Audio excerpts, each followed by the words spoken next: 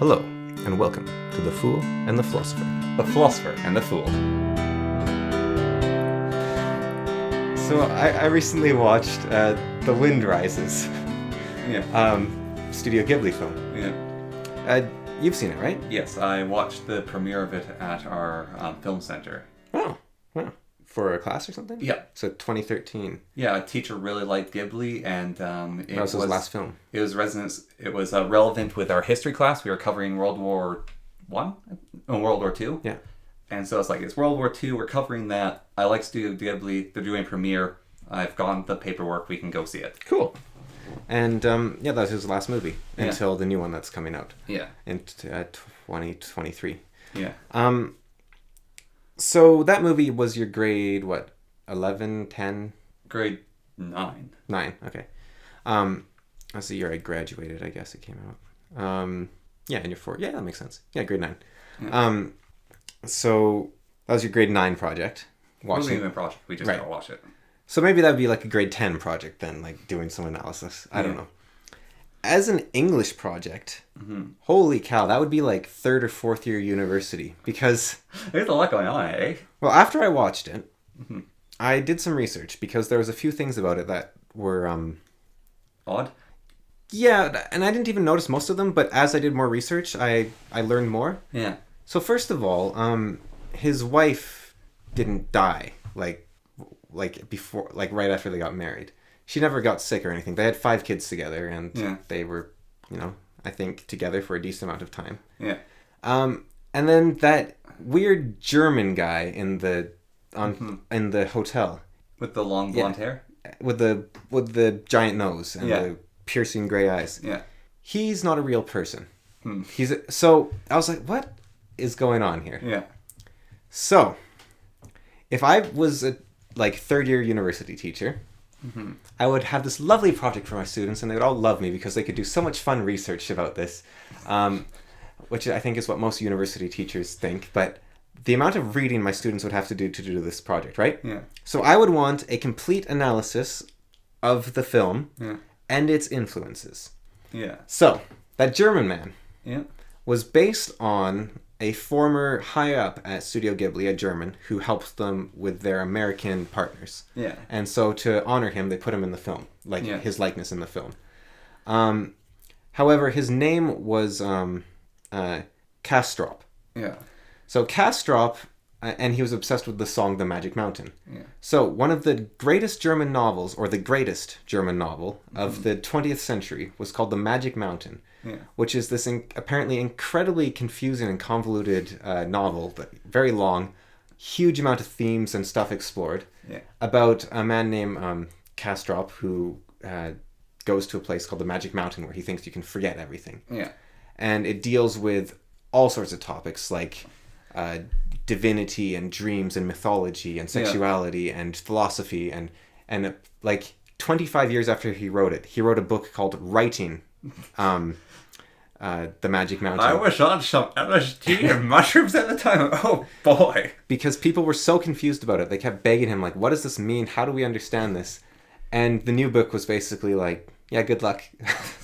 So it's kind of like the German version of Infinite Jest. Yeah. But it sounds like it might be even more complicated. His wife having pneumonia and dying. So that's based on a Japanese book, which is some great Japanese work that was written in the 20s, called The Wind Rises, I believe, or A Wind Rises.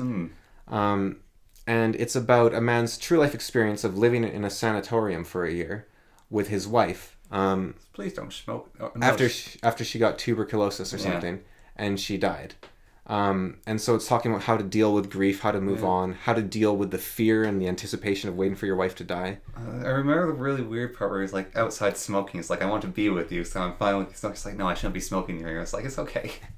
Yeah, he's just smoking near his wife who has a respiratory illness. Well, no, he went outside and then she... No, they were sitting together in their house. Yeah, no, I'm talking about later on where she's up in the mountains, and he's he needs to smoke, but he can't because he knows it's bad for her. She's no, it's fine, you can go smoke.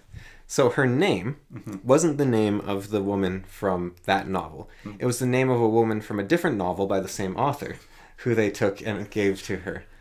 And then They also fit in the thing with the bombers and the armor.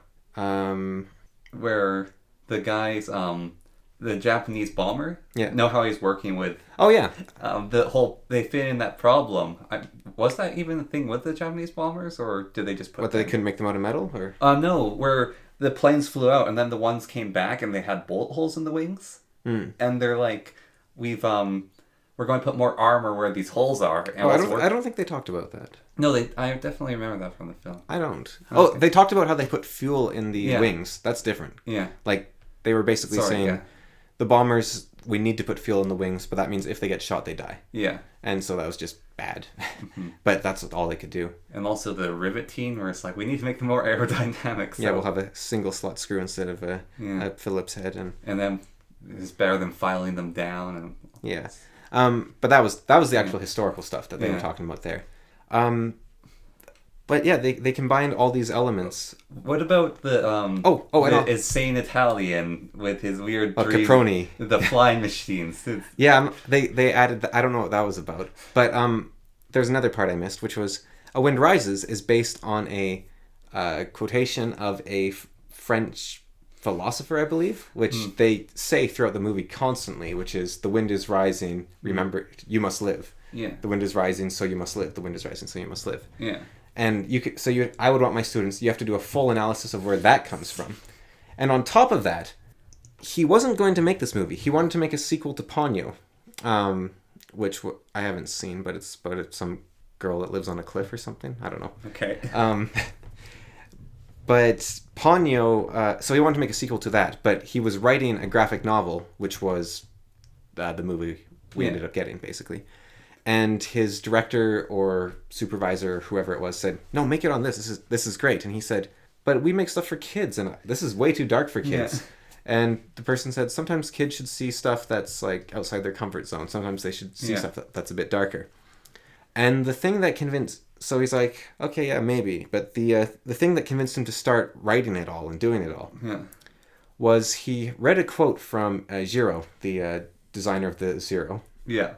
Named after himself. I'd also want them to explain why it was called the Zero, which was because it was made in the year 2400, I believe. Yeah. Which was like the year of whatever emperor.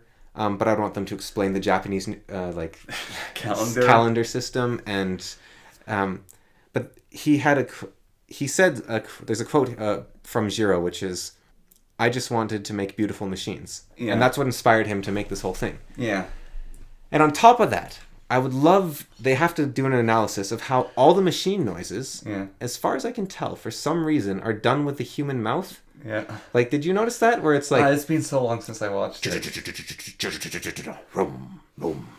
And then, like, the earthquake was like the most terrifying earthquake I've ever seen in film. Oh, man, that earthquake. That was a really bad earthquake, too. Like, destroyed Tokyo, I think. I think Ghibli lived through that. Oh. And so that's probably why it was so vivid to him and he had to do it like that. But, like, Because he was a kid in World War II, so I think he lived through it because that was the precursor, that earthquake to World War II. Yeah. That's but that was done with voices, too. Like, you heard, like, this... boom, and then you just see like the earth like like it's like a blanket is just flipped, and everything's destroyed and everything's on fire, and you hear the fire and it's like like the sound effects and the design, it's amazing. Like the quality of Ghibli is so high. Like a lot of animated films, they'll have their one shot which is like, here's our beautiful painting we did. Yeah. But it's like every backdrop for the characters to move around in is a painting in a Ghibli film. And they'll just use them once and then they're gone and they just keep going. It's amazing.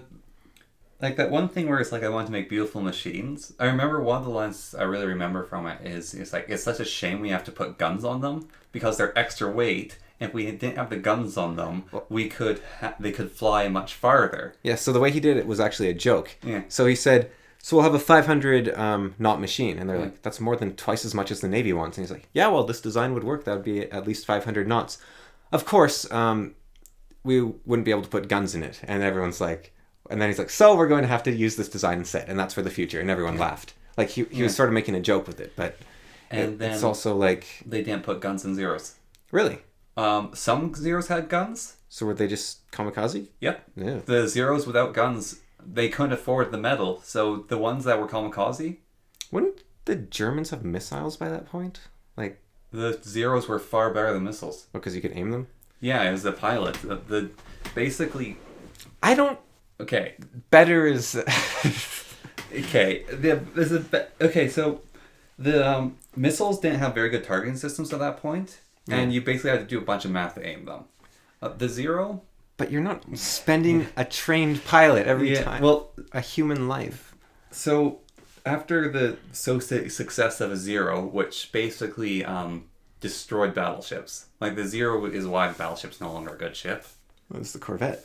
Well, the Corvette's a part of that, but the Zero really like brought home of how dangerous fighter pilots are or fighters are, and then Japan just decided that to make steerable missiles with people in them, torpedoes, and it's just insane. So they said in the movie, like, no Zero ever returned. Yeah. Is that true? Yes. Like, wow. Zero. So one of the other things Zeros would do, the pilots, is they would fly out, and after they ran out of bullets, they would find something to fly into. Wow. Because they didn't have enough fuel to come back. Jeez. And that's the same with a lot of the bombers, is they didn't have enough fuel to come back. That's messed up. Yeah. Japan is messed up.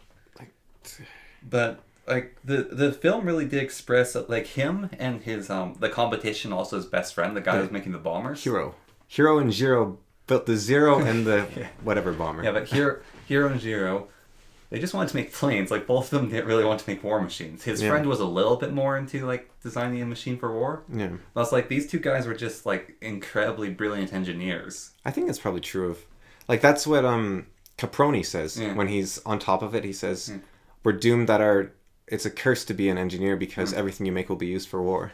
Yeah. Well, was it the Germans or the Russians they had to deal with where they're like trying to figure out their engine? It was the Germans. Yeah.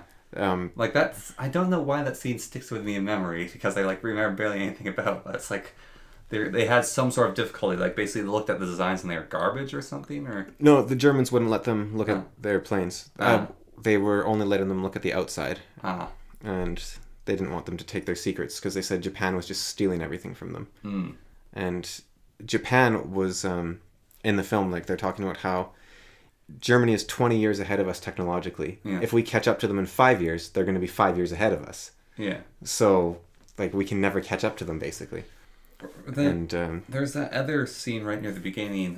Was it their battleship or warship that was their battleship or aircraft carrier that was made out of aircraft wood carrier, and just fell apart? Like, that scene sticks with me. That thing just like came apart. I'm pretty sure it didn't. In actual history? No, in the movie. I'm pretty sure the battleship doesn't break. Like, they have troubles landing on it. No, one of the boats broke, I thought. There's something, like, just the way the wood moved and stuff, though. I don't think it moved. I might be...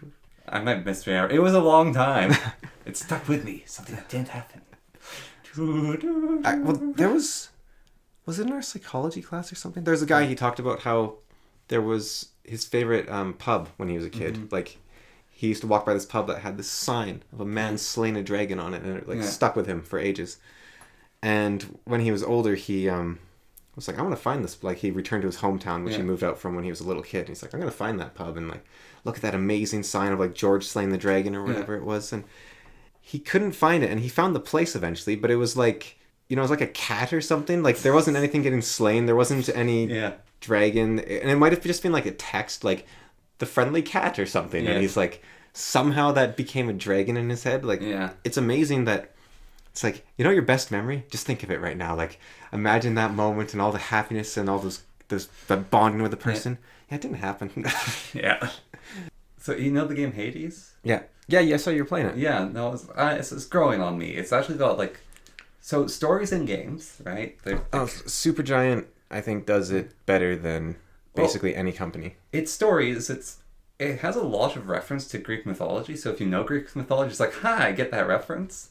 But also, it's like you get a power up. A god will talk to you for a bit. It's like, oh, hey, nephew, you're trying to get out of hell. Well, good luck with that. Do you know the history of Supergiant games? No. So their first game was called Bastion, and in it, what you did, the game would narrate. So like, it's a it's like Diablo, the first game. Yeah. So you'd go and, like, let's say you smashed a bunch of crates. Yeah. And then the narrator... And then the boy went and smashed a bunch of boxes for some reason. He was on a quest to save the world, but he stopped to smash boxes. He was so angry. Well, so, like, you can talk to different people and different characters, and, like, each time you talk to them is basically progresses the story. Yeah. And you have a codex, which you have to kill, like, 50 of one enemy to, like, unlock more of it. Yeah. And then there's a progressive story that goes along, and you unlock more things by getting farther in the game. But there's also this narrator who only your character can hear. And after the narrator is done speaking, your character will go like, "Shut up, old man." Or it's like, "Quiet, I'm trying to sneak here." And then you're supposed to, like, there's this part of the game where you're supposed to be doing this administration. And there's like maybe 20 things to interact with. And you like click on one, and the old man has like a paragraph of dialogue, but you can skip it. Yeah. And whenever you skip it, he's like, "Oh, just let me speak." Do you know who the narrator is? No. Is it like, is it someone in the underworld, or is it? No idea. Yeah, like, but I wonder if it's like Tiresias or Aristotle or one of the things Tartarus about it. So have you seen Yahtzee's review about it? maybe. All right. One of his complaints, I have a complaint about. Yeah. Because he's like, every single time you die, the game gets easier. Yeah. Is his complaint. And so it's like, you just have to die enough times to be a boss. That's a setting you can turn on and off, and by default it's off. I thought you like unlock. You do unlock things, but no, he was complaining about mode, which is you turn on a mode, and every time you die, it makes the game easier. Whereas like unlocking stuff makes things easier, but not the way he's talking about. And he was complaining about that mode, which you can turn on and off. Maybe because I think there is a problem with Well, there is actually a problem with that game which Dead Cells doesn't have. I don't think Dead Cells actually gets. Dead Cells doesn't get easier. I don't think really. For the most part, like every the time only thing you that gets easier is potions. Yeah, and potions aren't really. They're more of a forgiving mistakes. Yeah. Than which is kind of weird to get.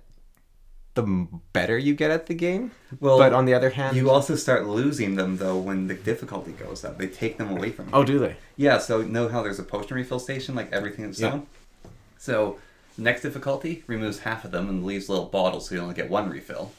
The next difficulty, you only get 2 refills. And they're not refills, they're just like 1 extra potion pickup. After that, they're gone. And But, like, But the thing, I don't think you can beat Hades on your first run. I Unless you're don't like that. insanely good. Because I'm familiar with that type of gameplay. Like, I play in Curse of the Dead Gods, Wizards of Legends. It plays like those games. Wizards of Legends you actually can beat on your first run. But you can beat Rogue Legacy on your first run. yeah. But Hades, you might be able to, but it'd be like you have It'd to be tedious. Yeah. Whereas like Dead Cells, Rogue Legacy, like those games you can beat, they give you enough. That said, going Rogue on. Legacy, when I've seen speedruns, Yeah. they generally purposely die twice to get to level 3 or so. Yeah. Which is nothing. Like, you're supposed to get to like level 200. Yeah. But it like doubles your damage by that point or something, so it just makes it like that much faster. Yeah. Maybe it doesn't double your damage, That's but actually it's something I've noticed about Rogue Legacy 2 is when you die, like you can increase your stats, but your level up doesn't do nearly as much as it did in Rogue Legacy 1. Oh, that's actually good then. Yeah. I'm actually happy that they made that change then. Mm-hmm. But there's a game that came out called Miners Guild or something. Have you seen that? It's basically Rogue Legacy, but from a top-down perspective. Mm-hmm. And I watched a guy play it for the first time after it came out into a full release. Yeah. And he's really good at it. So he was fighting like the 4th boss in the game or something of 5 on level 1. Yeah. And he was doing like 0.5% of the enemy's health per hit. Yeah. And he's like, I'm going to just let it kill me because this is taking too long. Yeah. And that was... Maybe that's just like he slipped through the crack because he's so good. Yeah. But that also kind of means that the game is meant to be played like a progressive game. Mm-hmm. Like Cookie Clicker. And that's my biggest concern with Hades is it looks like Cookie Clicker to me from the outside. Yeah, no, it definitely feels like there's... I've heard the skulls kind of make that better. Yeah. Once you beat the game. Yeah, I haven't beat the game yet, Yeah. though, so... But, yeah, my main problem with it is sometimes I'll be doing a run, and I'm like, alright, I've gotten 10 keys. I can unlock something new. Do I just want to kill myself? And he was just like, no, I'll just keep on going and get more resources. But there's been a few times where it's like, I just want to get, like, this next unlock. Also, sometimes, like, So to start upgrading your weapons, you have to unlock all the weapons in the game. Then you can start upgrading them.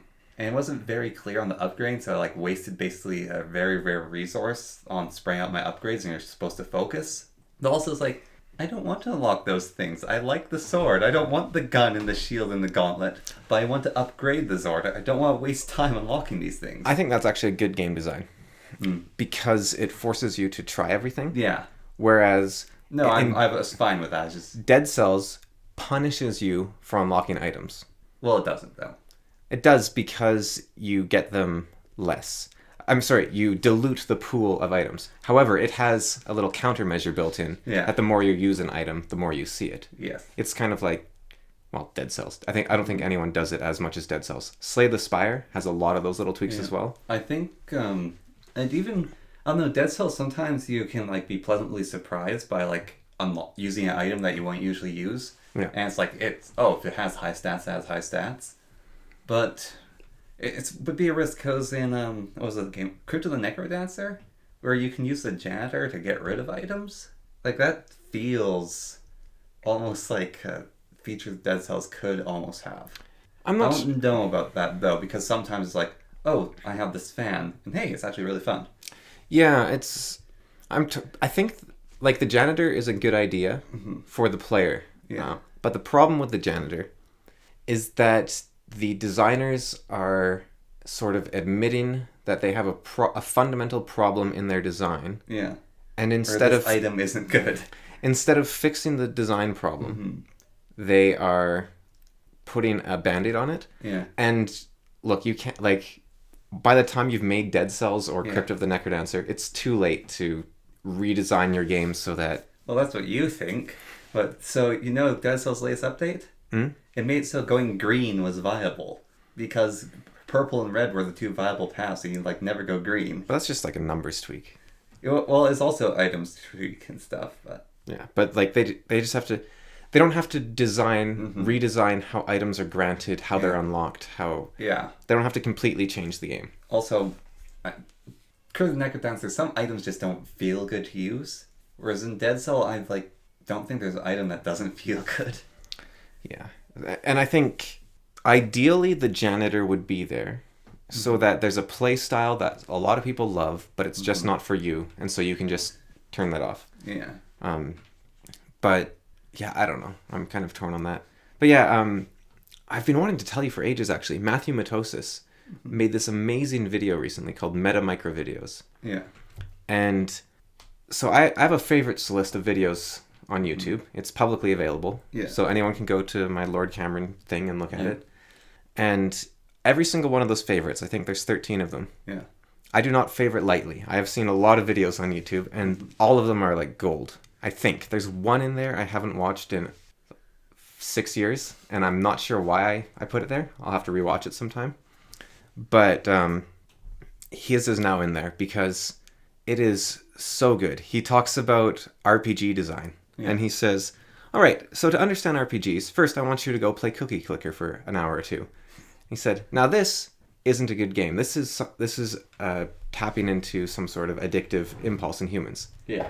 However, you'll notice that sports games have stuff like that where numbers go up afterwards. You unlock stuff. Games like Hades, numbers go up after you win. Yeah. Assassin's Creed now has leveling up. You look at The Witcher, you level up with stuff. And he said, so the thing is, imagine two identical games, one that has a progressive system and one that doesn't. The one with the progressive system is going to do better because it's something more added to it, which means that all games will eventually become progressive games, which I thought was kind of sad. And I can disagree with him slightly because we can just make the choice to not support that. We can say, I don't want this. For example, Slay the Spire. Every time you lose or win, your score is added to this little bar until you've done 10, 20 runs. Yeah. And then you don't unlock stuff anymore. Yeah. But why is it there? What do you gain from unlocking 6 more items? I think it's basically to give you the basics of the game. But I don't think... for example, I just unlocked one from the the blind monk. Yeah. The Watcher. Wait a minute. Why are they called the Watcher? Anyways, I guess their staff has an eyeball on it. Yeah. Which is gain a random attack card from any other class. Yeah. That is super cool. But it's not complicated. Yeah. But I unlocked it. Now, if the complicated abilities, like the coin that the Watcher has, which I don't know if you've seen it, but it's Scry 1, block 3, attack 3. Like, it's a bit more complicated than a lot of things. Yeah. Or something like the Ironclads do 14 damage, draw 2 wounds. I have a different reason for it then. Yeah. Which is it's to pad out the time you play that class, basically. Which, I mean, for a game like Slay the Spire, it's kind of silly to pad out time. And it's maybe just something he thought he had to do in making the game. But with what was the game called? Not Rogue, because Rogue sort of has this, but not nearly as much. NetHack? NetHack, yeah. NetHack, you constantly telling us, like, I didn't know you could do this in the game, or I didn't know this was a feature. It's like, you can write runes on the ground, eating different foods give you a balanced diet, which make you better. Like, yeah, if you eat, if you eat a nymph, you get teleportitis, and then you just randomly teleport around the... Yeah, there's just, like, these, you discover things in the games, like, I didn't know it was a thing. I'm trying to think of another game, which I played recently. Breath of the Wild constantly surprises me. Like, I think I know everything about it now, and then I get spoiled about something. Like, I see a review of it, and they're like, it's such a crazy game that, like, the pawns dynamically fill and empty, and I was like, wait, they do what now? And then now I've heard everything. Like, there's no more mechanics, I've heard everything. And then I hear something new. Yeah. And then I hear something new. And it's amazing. Well, see, like, even Minecraft mods, this is a bit of a weird one, but I'll, like, download a mod pack and be going through and it's like, this is a thing in this pack? Or this is a mod? And, like, I kind of go into it blind, and then, like, someone says to me, like, hey, you should check out this mod sometimes even. It's just like, okay, and I'll just, like, look at the mod, and I usually don't look at videos for things. I'll, like, look at them myself and basically go quickly through, and it's like, whoa, I gotta, like, play this. But imagine you're playing Breath of the Wild, right? Yeah. And actually, okay, they do this technically. But imagine you're playing Breath of the Wild, you complete a shrine, and then all of a sudden it's like, you have unlocked gravity. Yeah. You have unlocked fire. You have unlocked... They actually do this because the Great Plateau limits you from... You don't get to see Lionels, you don't get to see horses, and you don't get a hang glider. Yeah. But horses, I guess, just don't fit on the Great Plateau. I'm not sure why they're not in there. Lionels are way too dangerous. Yeah. And the hang glider would cause you to not interact with most of the game systems if you had it right away, because it's just better than everything else. So... I mean, they even have a talus on the Great Plateau, so... I never saw it, but yeah. I encountered... This is like one of the first things... I jumped off the cliff into the forest, and I was wondering about, I was like, ooh, a rock! I walked over to the talus, then it stood up, and it's like, oh no, and turned around and ran away. Yeah, the first time I ever saw a talus was one of the snow talus. And I just saw it standing up, and I was like, I don't know what this is, I'm out of here. And I ran and jumped off the mountain. I was like, nope. Yeah, you had the glider at that point, right? Yeah. Yeah, no, what I carried is like, I'm walking over and I had the stick. Like, not even a sword, I just had a stick. The first time I saw a Stelnox, it was twilight. I was walking down the beach. I was going to discover Lanru, I believe, that beach town. Yeah. Which I didn't discover until like 100 hours later, because I was walking down the beach and I saw this pile of bones and I was like, oh, interesting. So I went over to them and I was like looking for treasure. And then they flew upwards and started stacking together, and I was... This is the biggest thing I've ever seen. This is terrifying. And I just turned and... Common enemy. I felt like I was like suddenly... Like there was suddenly... I felt in the world with a skeleton. I was terrified. And then you look to your left hand. You see a little flicker. Triangle's gone. I was out of there like, wow. The Triforce of Courage deserted you that day. But like in real life I was scared because I just suddenly saw this... At nighttime, the skeleton fly together. And then I was like, okay, you know what? I'm going to beat this thing. So I got like super prepared. I made a bunch of food. I got all my best gear. And this was a Stelnox, so it's like the Hinox skeleton, like the giant one. Yeah, it's still not that... It's like the biggest enemy in the game, besides like one of the divine beasts. Yeah, they're not that scary. They're terrifying. Anyways. Dragons are bigger too, or whatever they are. When I played Minecraft for the first time, for about the first 2 weeks in-game, I never saw a mob. Because every night, I would seal myself in a building and listened to all the terrifying sounds of undead and spiders and whatnot, and I was just scared out of my mind. Just like... Anyways, so I went down to the beach to fight it, and it was dawn, and it just lay there, and I was like, wait, what? I don't understand. So I started whacking the bones, and I was like, why did it stand up? I don't understand. Yeah, because it is your first Legend of Zelda game. I played Ocarina of Time. Yeah. And I played Link to the Past. Honestly, those wolves are scarier than... Like, those wolves are one of the scariest enemies. Oh, in Ocarina of Time? Yeah. Yeah, they're creepy. I think the... Like, can you imagine if those were in Breath of the Wild? Like... I think the scariest enemy of Ocarina of Time is those umbrellas. I hate those things. What umbrellas? Okay, you know when you're going across Hyrule Plain? Yeah. And like, the giant spinning blades of doom? Yeah. Like, there's something wrong about them. Such a unique enemy. They're just like... You just have to run. But, no, I get, sometimes I get, like, pulled into a game and I get, like, freaked out. Yeah. Like, I don't know. What were we even talking about? Progression. RPGs and progression. My other concern I have with Hades is a lot of people say this game's great. It's like 50 hours long. Mm-hmm. And maybe like for average gameplay, that's like, okay, wow, this is like a long game or something. Yeah.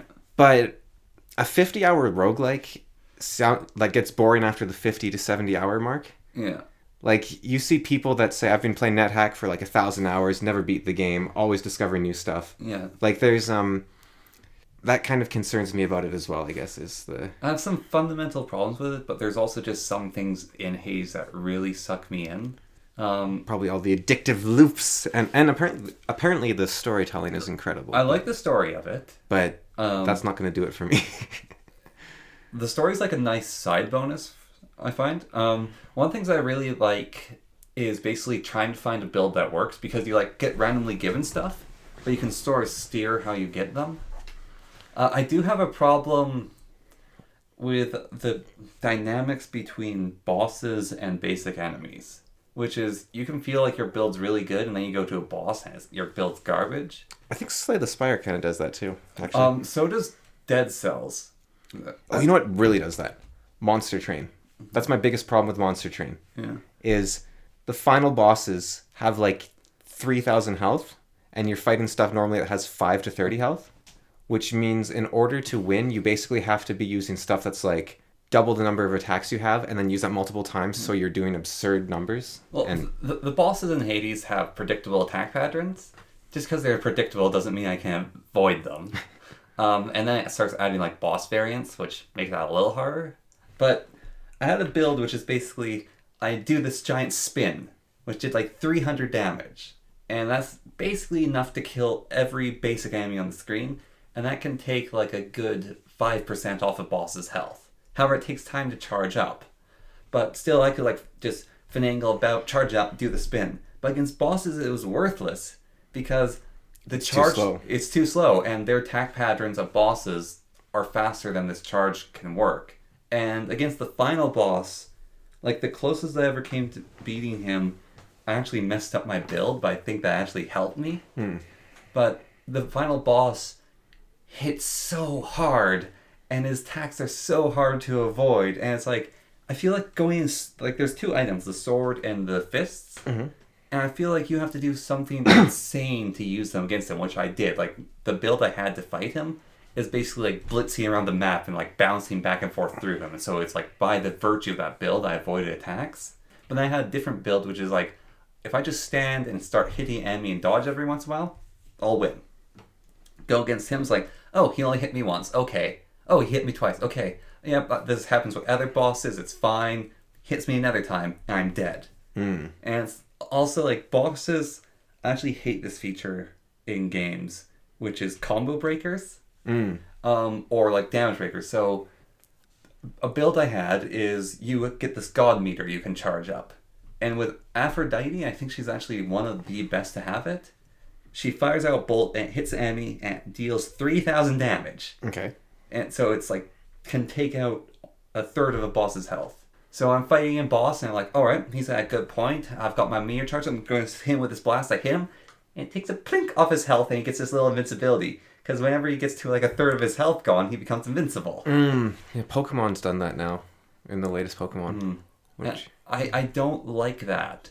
And with Dead Cells, it's like you will fight a boss a bunch. I mean, Dead Cells don't have nukes, basically, but it's like, oh, the boss is rising out, and it's invincible now. That said, in Dead Cells, you can do something which you can't do in Diablo, which I very much...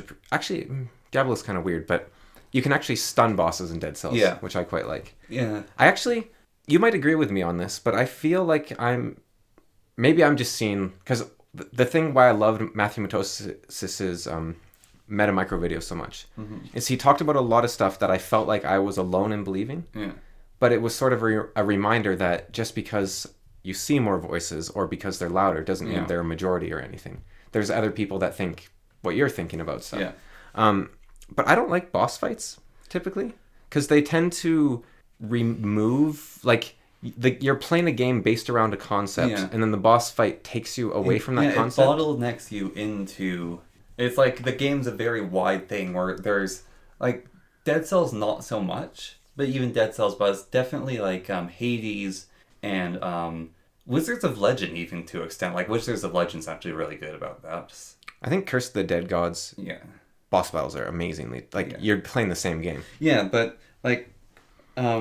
you're basically like, you could build like so many different directions which would be good against hordes of enemies, or you could like build this really dodgy build or something. But then you're like, if I'm hitting boss, I have to take this path. Like, to beat the final boss, I need to take this build. Like in Hades, I was thinking about how can I amp my damage against the boss while also not losing out and getting killed by the basic mooks. Whereas in Dead Cells, it's basically like, I need to build to beat a boss, but that's good against basic enemies. And in Wizards of Legend, it's like, okay, I need to build to be a boss, but also I need to build to beat the game, because like the zones in Wizard of Legend are as hard as the boss battles. It's not like that's actually a different problem with boss battles. It's like, all right, leading up, like you do 2 levels, right? And it's like, these are easy, and then the boss is super hard. Wizard of Legend is like, I can barely survive the basic map. The boss is a different kind of battle, but it's just a different challenge map. Yeah. And I actually really appreciate that.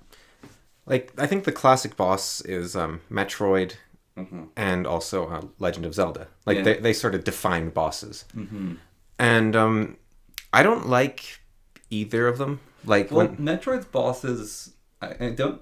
Actually, Legend of Zelda's boss as well, but I think there's a bit of a disconnect between them and basically other video games boss battles. Partly, what is it called? Dark Souls sort of has this, but Metroid and Legend of Zelda's bosses are puzzles. They're not a bigger, stronger enemy that has like an attack pattern. They are puzzles. Like, I think most boss battles, though, they tend to either be scripted or puzzles, like in any game. Like, but they're different kinds of puzzles. I feel like then, like they sort of move partly away from puzzles, and it's like a different way of solving it. Whereas like Metroid, there's bosses where it's like, all right, you have to shoot this thing in the mouth by standing underneath it, then you have to get out of the way. And it's like, you really don't want to stand underneath this thing because this whole thing is dropping on you. That's the only way you can attack it. It's like, do this over and over and over again. But if you look at, like, a lot of other games, like, let's say, Diablo, and you're fighting Diablo. Yeah. And you're like, I've got this thing that, like, stuns creatures, and you can't do that against Diablo because he's got stun immunity. Or if you look at... Breath of the Wild's only a partial example. But let's say you're fighting... like Calamity Ganon, like one of the Calamity Ganons, and all of like the game is about flying around and climbing on this map, and all of a sudden you're limited to an arena where you have to fight.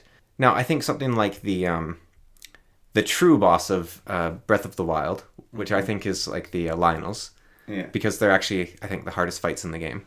Yeah, I can agree with that. Besides one, which I'm not going to say because it's a spoiler for people that haven't fought it, but I think Lionels are the hardest or second hardest fights in the game. Yeah.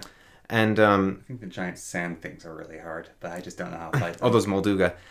There's a way to beat them without ever... like, I've never done it, but I saw a video about it where someone was like, yeah, so there's a method actually to basically take out the Molduga with no effort. And I'm kind of glad I've mostly forgotten how to do it because I was so disappointed. I was like, wait, you can just abuse the AI like that? That's very disappointing. Yeah. But yeah, anyways. The Lynels, you could like knock down a tree, Yeah. hit it a few times with stasis, and then send the tree flying into the Lynel. Yeah. You could push a boulder off a cliff. You could pick up a metal box and bash it. You can bash it to death with a metal box. You can jump on its back and ride it and hit it with your sword. You can fly above it and bomb it. You can attack it with chickens. You can use whatever you want against the Lynel, which is much more exciting. Like, you can... Fighting a Lynel is the culmination of all your skill in the game. Whereas fighting a Calamity Ganon is learning the arena and dodging a bunch while you try to hit him. That's even like between Divinity 1 and Divinity 2. I find that's like enemies just being straight up immune. Because Divinity 1 didn't have immunity, it had resistances. And you could be resistant to things, but you could also lower resistances. So is anything immune in number 2? I'm trying to think. Yeah, there's things that has immunity. Like, No, I don't remember anything. Like, we were able to stun that giant worm even, weren't we? Yeah, but I think there are some enemies with, like, certain types of immunities. Okay. But I think Divinity does it fairly well. Yeah. Because the other thing about Divinity is it's an open world map, so you can just keep running. Yeah. Which is kind of fun. Although... Except against the Void Dragon. Yeah. But there's other things you can do with the Void Dragon that make it fine. One of the best features of Divinity, I think, is actually that you're able to carry anything. Yeah. And so there's no such thing as a junk item because you can actually build a battlefield terrain with your inventory. So you always can choose your fights. Yeah. Like, even in the final battle, if you bring a bunch of water barrels with you, you could just chuck them on the battlefield, make a wall, and then hide. Actually, the ideal use of the barrels, we didn't do this because we didn't have them, would be to pin your escort mission target in place if you're able to just surround her with... You know what I should have done? What? I should have paralyzed her. I wonder if we weren't allowed to for some reason. Her heals were really good. We did fine. Yeah, but like she was just a liability basically. Yeah. Because she charged the dragon. Well, no, she helped us. Yeah, but I think she's a liability. Yeah, no, she's meant to be a liability, but like I think unless you're making like eco or something, like don't do escort missions because they're just no. We had an escort mission happen because an NPC on the opposite side of the map one time decided to run across the entire map to go fight a boss we were fighting. And our goal was to try to keep him alive, which we didn't. Yeah. It wasn't really our goal. We failed 2 escort missions in that game. But what was the other one? The one at the very start where it's like, hey, Cameron, there's an escort mission. You're off doing something else. So, Cameron, help me with this escort mission. And I refused to just wait around for you to show up. I just kept trying to do it because you were, like, you're just saying, like, wait, and I'll come over there. But I was like, no, I got passing turns. I was bored. Then he got killed by zombies. But I think,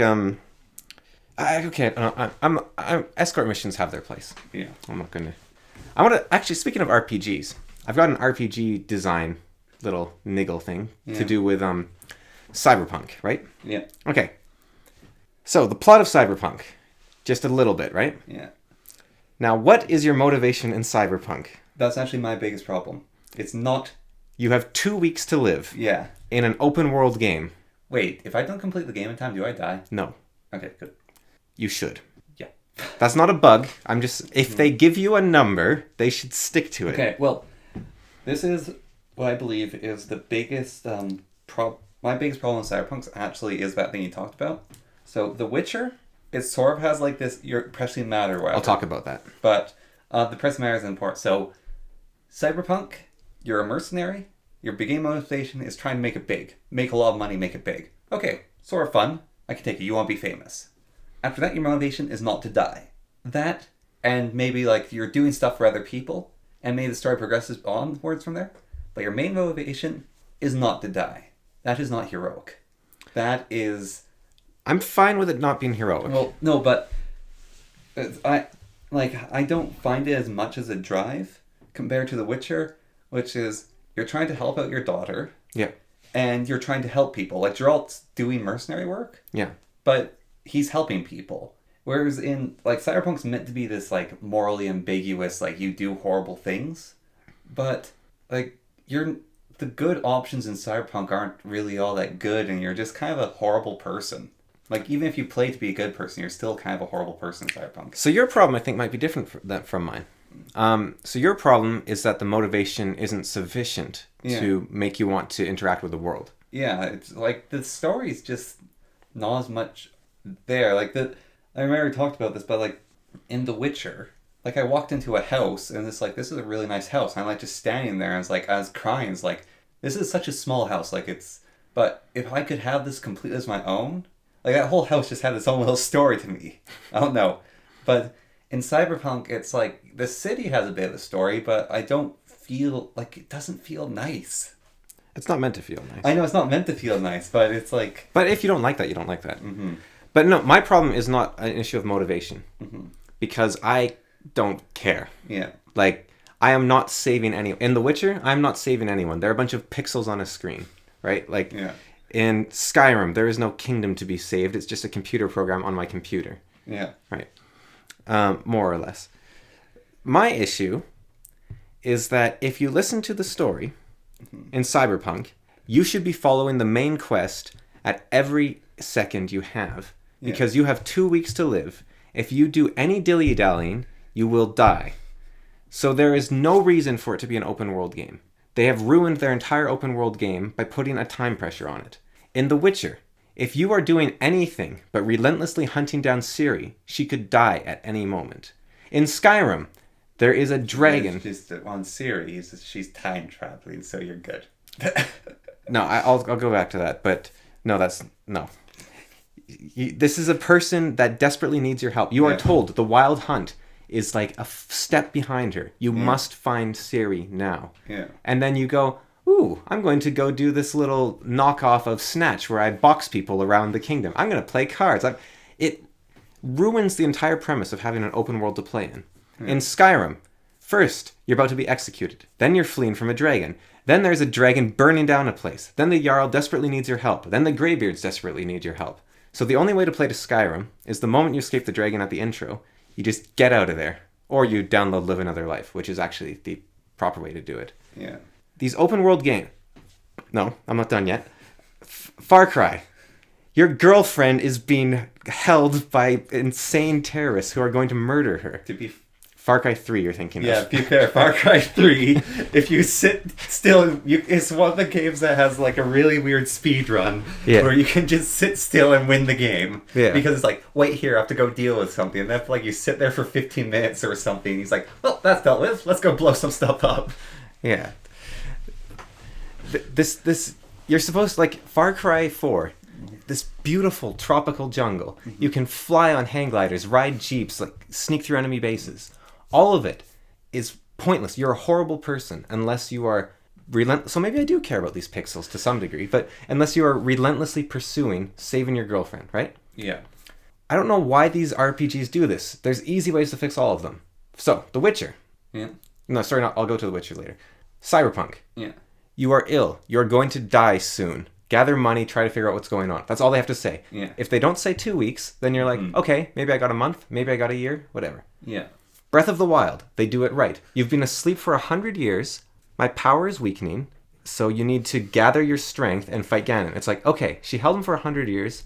I probably have like another year, like another year, 3 years, like, and I can't beat Ganon right now. So I'm going to explore the world and do what I can to be strong. It's actually kind of true with a lot of Legend of Zelda games. It's like the world's gone to shit, but people are still surviving. You got a bit of time to help out. And the thing about Breath of the Wild as well, it's like when there's a person who's like, I need 6 bananas. Can you get me 6 bananas? Like you're doing, like they don't really have fetch quests like that, but let's say that is one.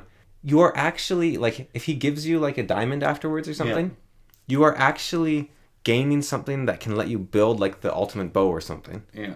Which is helping you defeat Ganon. Everything you do, no matter what it is. Like if you're jumping off a cliff trying to get a perfect 10 to get a Korok to pop out of the water, like, which you can do in a lot of places, that is actually aiding you in your quest to defeat Ganon. Yeah. Whereas in The Witcher, in Cyberpunk, things you are doing are not related to your quest at all, and they're hindering you. Yeah. Now, how The Witcher does this, how The Witcher gets a pass on this, for me, as someone who doesn't think The Witcher is a very well-designed game, if you read the books, the entire first 4 or 5 books are about Geralt trying to find Ciri. Yeah. And they span the course of like 5-10 years. So he's kind of awful at it.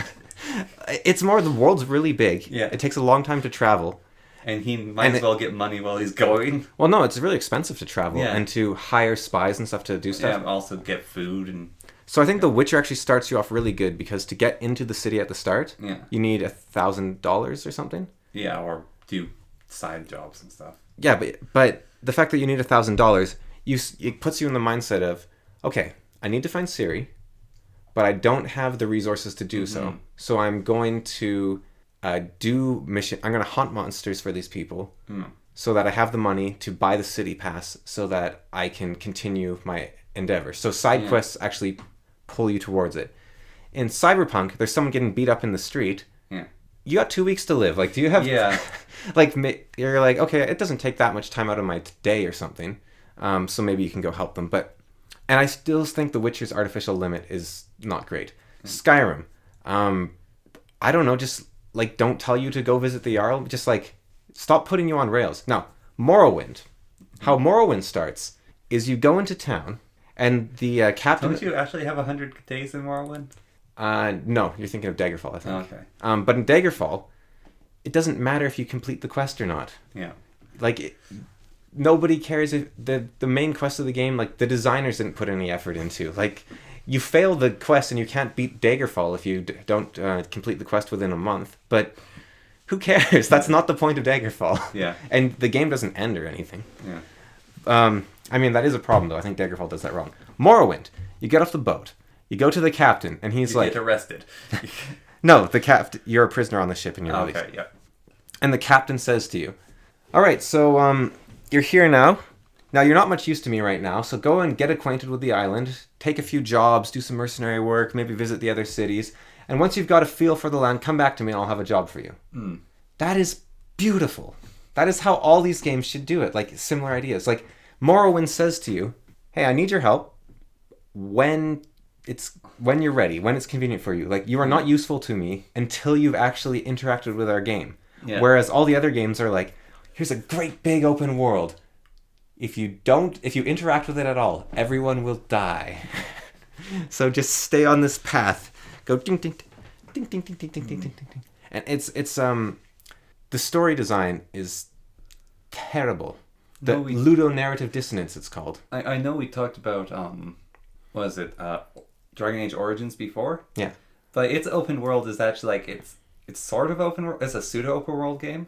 Yeah. But it's like everywhere you're going, you're basically building your army up. Like, you're making a choice to go and proceed with the story. Yeah, and Dragon Age, it's like you don't know what you're doing. It's like figure out what's going on, wander around, try to gather allies. Like, it doesn't tell you like. Well, it's like, all right, we have this treaty which basically forces people to come to our aid in war. Then you go to them and it's like, yeah, we're not honoring that treaty. We got our own problems. And like, okay, if I solve your problems, like, honor the treaty, I suppose we could. Yeah, it's I don't know what this was. Anyways, it's just a RPG issue. So, something you said, unless you have anything else with RPGs, but of something completely unrelated, so we'll go with you. Something you were talking about, not like you had this opinion that you hold, and like you're like a few people hold, but a lot of people are like loudly against it or whatever. Okay. So, a line from If has been going through my head a lot. If. Not if. Yeah, no. Which is, if you trust yourself when all men doubt you, but make allowance for their doubting too. Yeah. So, that line is basically like trying to help reassure you that you're not insane. Yeah. And I had a long conversation with a friend about this, and it's kind of weird because to be non-divisive, I was like, so, like, I know these people are atheists and I hold this religion. So I was using religion to be not decisive because I didn't want to talk about politics. But basically saying, like, you can really never know that you're not insane, but because you can never know, you might as well, like, assume that you're sane and, like, listen to your friends, but, like, your own opinion is the one you should hold jurors to. Or something along those lines. But I would make allowance for their doubting too is part of that. Yeah, she was basically saying, though, you can, like, never know, so, like, listen to what other people are saying. But just, how do you know when to make allowance for doubting too? Because, like, sometimes I just feel, like, completely disconnected. I think the way to look at it is you trust yourself. Yeah. However, you don't become arrogant. So you are wrong. You're wrong about everything, absolutely everything you believe. Yeah. If an idea comes along that is better, you should pay attention. Mm-hmm. Even if it's hard. Yeah. And you won't often know when it happens, but if enough people you respect are saying, hey, you're wrong here, then maybe you should pay attention. And if it's still not making sense, then it's not making sense. And, like, don't just believe in something because if it doesn't make sense, but everyone says it does, that isn't a reason to go for it. But if everyone says it makes sense, look at it long and hard and try to figure it out, try to look at it from their perspective. Yeah. And if you still can't, then you did your best. And yeah, I think that's because there is no way to be sure. Like, I think one of the first things we did on our podcast was I read that short story about the king who everyone in his town was insane. Yeah. And they're wondering why their great king had suddenly lost them, and he had. Yeah. Did I? Yeah, you did. Yeah. And they were wondering, like, what happened to the king? Why is he suddenly so bad at ruling, and what's going on? And then he goes into the town to see why his people all think he's insane, and he drinks the water from the well, and he goes insane, and then they rejoice because their king has returned. Yeah. And I think that, sometimes, like, I'll give a present-day example. So Uganda is having an election soon. Yeah. And so they have banned a bunch of social media sites. They've put a lockdown, clamping down on a lot of internet and social media. Yeah. So Twitter is standing up against them, and they've put up a message saying, like, we believe in a free internet. Uganda shouldn't try to meddle with the election by stopping online stuff, which is incredibly hypocritical coming from Twitter, given that they, along with Facebook and Google, have gotten rid. Well, maybe, I don't know about Facebook's, but, like, Parler is gone. Yeah. Like, Amazon web hosting will no longer host Parler.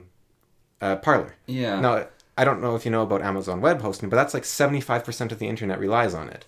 Something like that. Like, so I could be off on there. Like, maybe it's only 20%, maybe it's 5%, but I think it's 75%. And if Amazon doesn't have you, nobody has you, basically. Yeah. No. And they just kicked them off because there was violence perpetuated by Parler. Unlike how ISIS recruited people through Twitter, how people torture people live on Facebook, how, like, there's... It was an excuse to basically destroy competition. That's what it seems like. And it's like there's even laws against, like, monopolies. Yeah. Well, monopolies also using their power to destroy startup competition. Now, I think that what Twitter and Facebook could say in their defense is that, yes, there was these horrible things done with our platforms. Yeah. But once we recognized they were there, we took actions to prevent them from happening again. Mm-hmm. Whereas Parler maintained its stance on non-moderation. Yeah. And this was an obvious time where they should have they should have started adding a bunch of moderation rules. Yeah.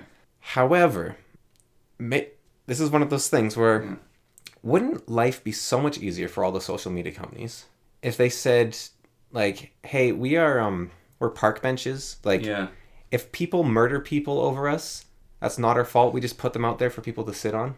Yeah. Like, we're not going to put armed guards next to every park bench. We're just going to place park benches down. Yeah. Like, I think that if they had never decided that it was their job to police the internet, they would be in such a better place. Like, they could be like, someone like Facebook, they could say, this is what we are, right? We don't want nudity. This is for, people 14 and up, and we want it to be family-friendly focused. No nudity, no violence. Mm-hmm. This is Facebook. And you're like, okay, fair enough. And then you have Twitter, and they're like, you know what? Say what you want, but you have to put you have to put a tag on graphic content. And it's like, this is what we want. And you're like, okay, fair enough. And then it's not their fault if something happens. Like, they can, if it goes outside their whatever they wanted their space to be, they can act on it. But constantly clamping down with like, okay, now we'll ban these people, and now we'll ban. I don't know, and maybe it's just hard to tell from the outside. Okay, so there is terrorists on Twitter. Yeah. Okay, maybe you should step in and ban them. Like, okay, I think that sounds reasonable to me. How does that, like, banning, like, Carl Benjamin? Yeah. What's the link there? Facebook banning, what's his name? The InfoWars guy, Alex Jones. Alex Jones, yeah. How is he anything equivalent to people torturing or hiring people for their terrorist cells? Like, he has bad ideas, let's say. Yeah. He has ideas that might make other people stupider. Yeah. How does that remotely warrant your time when you should be looking, if for anything, for things like torture and, I don't know, planned murder and terrorist attacks? Like, I don't even know if they should be responsible for that. Like, look, if people aren't going to be sending messages back and forth on Facebook saying, like, we're going to blow up the parliament at midnight, they're just going to be out in, an actual park whispering to each other. Yeah. It's not Facebook's fault. They're going to communicate no matter if it exists or not. Yeah. Like, maybe it doesn't rest good on their conscience, but, like, the park designer, it's not his fault for, like, any shady drug deals that go down at night or something. I don't know what's... Well, there's the argument that then we should have, like, a bunch of cameras in the parks. But if those cameras, should that be the park designers? Like, I made this park and therefore I need to hire guards, I need to put in cameras, it's... The other thing is, maybe they like this because if you're Facebook, or especially Google, you've got a lot of money. Yeah. Moderation is incredibly expensive. Yeah. Nobody can crack into that market. Like, you think something like Parler, like, all right, we actually want to... you're right, we need moderation, so we're going to hire like 5,000 people to, or 10,000, whatever it is. Like, I doubt they have that sort of funding. Maybe they do, but it's almost like you don't have a monopoly because you would happily have competitors, but you make the bar so high that no competitors can compete. Like, this is... what are they doing? Like, okay, this is somewhat related, I think. Yeah. The United States appears right now to be going through a very fractious time. Yeah. Maybe it happens all the time, and now the media... Like, I think we would be better off if all news stations were disbanded, destroyed. Like they do nothing but add fuel to flame. Yeah. Like little embers. Like, these are people that are very similar, that are screaming and hoping for each other to be locked away or killed forever. Like, they're fanning flames that shouldn't even exist. Yeah. And they do it over and over. Like, you can do... Every time I go onto Facebook or YouTube, this little thing pops up first, which is like the recommended news thing. Yeah. And I can basically see what the media has decided for that day. They're like, Facebook says they'll do this, but they haven't done this yet. Facebook says they'll do this. Or maybe they're feeling generous that day. And all of them will be in lockstep. Like, Facebook, breaks a new record and they're doing quite well. They allowed 3 new news stations owned by our network to, like, and every time it's the exact same stories. And it's like, we hate Facebook. We love Facebook. We hate Facebook. We hate YouTube. We love YouTube. It's like, YouTube, bend the knee. Good boy, you bended the knee. YouTube, bend the knee. Good boy. Like, over and over. And they do it to society. And you have, in the States, there's apparently something like they're working to impeach Trump again or something. Yeah. I am not Machiavelli. I'm not Otto von Bismarck, right? Okay, but surely what you do is you let Trump run out his remaining, 9 days. Biden pardons everyone involved in the Capitol Hill attack. Yeah. And then people are like, oh man, what a reasonable dude. Mm-hmm. He's the enemy, but he pardoned everyone. He's not pursuing it. He's like, look, tensions were high. Maybe he'll slap some fines on some people. Maybe the really serious ones, they should be investigated further, something like that.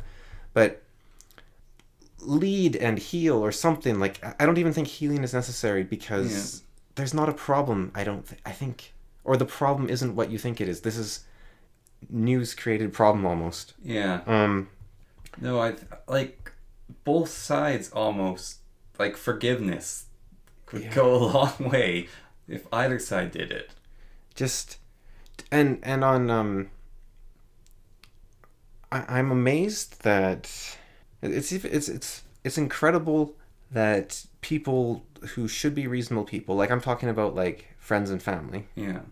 are somehow being duped by this. Well, Like, you had the Capitol Hill zone over the summer, yeah. autonomous zone. You had Portland, the riots in Portland. Yeah. I don't hear about those. Like, Yeah. from family members. It's like, okay, that state's something crazy going on. Yeah. Like, you hear about the Capitol Hill zone, like, once or twice, okay. Yeah. And then, what's 6 deaths or 6 shootings? Maybe it was 2 deaths and 6 shootings or something in the Capitol Hill zone. Yeah. Portland, somewhere like upwards of 20 deaths or something, I think. Or maybe that was the entire United States. Low numbers, given really everything. But then there's 5 at the Capitol Hill, maybe 6, which is horrible. Yeah. And I'm hearing about it constantly. Yeah. And talked about these people should be locked up forever, which wasn't prison to rehabilitate. Yeah. And another thing, in history anywhere or in any other country, whenever the people rise up and storm the government building, they are the heroes. Yeah. I'm not saying they are this time. Maybe they're not any time. But why does what is right and what is wrong depend on who's doing it? Well, like that song, do you hear people saying "Blood of Angry Men"? People who like the whole thing, like it's basically a song about people are fed up. Yeah. And so they're doing something. That's a very moving song. But it's basically a song about people getting fed up and storming Yeah, and killing their leaders. Yeah. That's awful. So the question shouldn't be, why are there these horrible, crazy people in the States attacking Capitol Hill? Right? Like, they shouldn't be doing that. Yeah. But the question should be, why has the government failed so badly that there are people storming one of their government buildings? Yeah. That is a sign of bad leadership. That is not a sign of bad people. Yeah, you have to like take a step back and like, why is this happening? You have to like... Something is wrong. And if you blame it on other people, you're never going to solve the problem. Which, funnily enough, ties into what I've said constantly about like helping yourself. Like, unless you could, like, if everyone you've ever married or dated is a horrible person, maybe it's not your, like, I was watching, what was it? I think there's where did I see it? Anyways, there's this guy talking about how, like, you can't trust women at all. Like, every relationship he's been in, they've cheated on him, they've stolen his stuff, and he's like, they're horrible. Yeah. He's like, he's never dating again. Maybe he's the unluckiest person on earth. Yeah. But even if he was the unluckiest person on earth, that shouldn't be an excuse. Because the first 2 times, right? You're like, okay, I am the unluckiest person on earth. I am vetting people. Like, oh, this person seems nice. I'm going to go talk to their friend. And, like, take some responsibility. Like, stop falling for these horrible people. Like, what does that say about yourself? Why have you happened to run into every person on earth that can hide how bad they are until 6 months in or something? Like, yeah, so there's an idea in, I don't know, like, just being successful in your life. Yeah. That it's luck, right? And I think that basically every successful person says it was luck that got them there. Yeah. And the second part of that is that they rolled the dice a lot more than everyone else. Yeah. Like, imagine if you got $1 million if you rolled a 6 on a die. Yeah. You roll the die, you get a 3, you're like, oh man. Okay, fine. No, it's if you roll a 6. It's not if you roll a 6 on your first try. Yeah. It's if you, so. However, if you roll 1, 2, 3, 4, or 5, you get cow prodded. Not even, like, you just have to be lucky once. Yeah.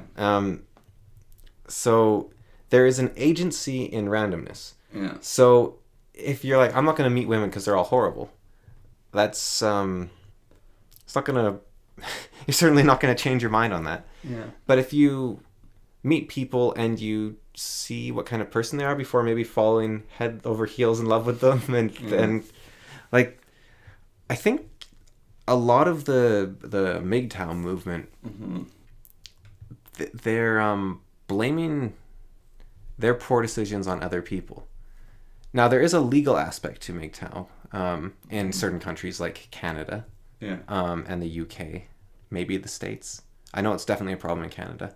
I think it is in the States too and the UK. So that's 3 countries at least. Where there are legal risks for marriage even with people you trust. Yeah.